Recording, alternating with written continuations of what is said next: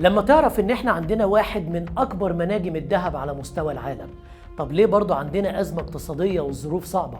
بس خليني اقول لك ان الموضوع مش زي ما انت فاكر كده بالظبط.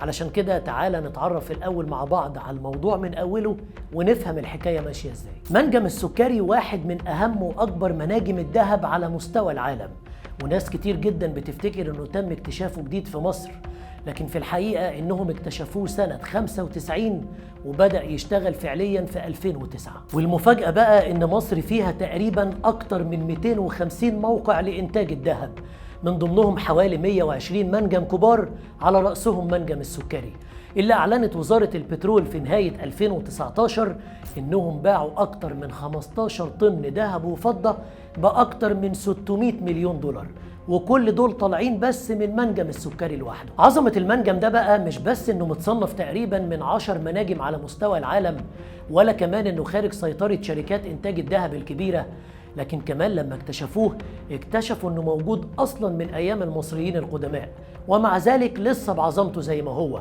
ده غير كمان انهم اكتشفوا خرايط موجودة من العصر الفرعوني بتقول ان جبل السكري ده مش منجم واحد بس، ده عبارة عن مجموعة مناجم موجودين جواها. والأهم من كده هي طريقة استخراج الذهب نفسه اللي تعتبر في منتهى السهولة، وزي ما قال المتخصصين عنه هش جدا وسهل انه يتكسر، لأنه ببساطة عبارة عن مجموعة من الصخور النارية زي الحبيبات البركانية وبتتسيح بسهولة، وبالتالي ده مش هيخلينا نتعب أكتر ولا نصرف عليه فلوس كتير، وفي نفس الوقت هنكسب منه مكسب غير عادي. وعلشان أحاول أبسط لك الموضوع أكتر من كده وأقول لك بيتم إزاي، فأول مرحلة بتكون تكسير الجبل من جوه، وبعدها تتاخد المادة الخام اللي بتطلع من التكسير اللي حصل وتطحن وتتصفى كويس علشان يطلع منها أغلى المعادن، وتنفصل بعد كده عن بعضها سواء كان الذهب أو غيره. الغريب بقى في كل ده إن من 2009 والمنجم بينتج ذهب بالملايين، وكل سنة بيطلع نفس المعدل تقريبا إن ما كانش أعلى كمان،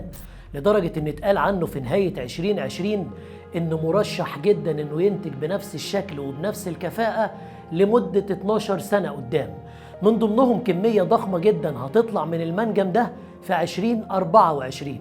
لكن الشركة الأجنبية المسؤولة عنه أعلنت بعد كده إن المبيعات بتطلع وتنزل مع الوقت. بس خلينا بقى نروح لأهم نقطة في الموضوع كله، هي حصة مصر نسبتها إيه بالظبط؟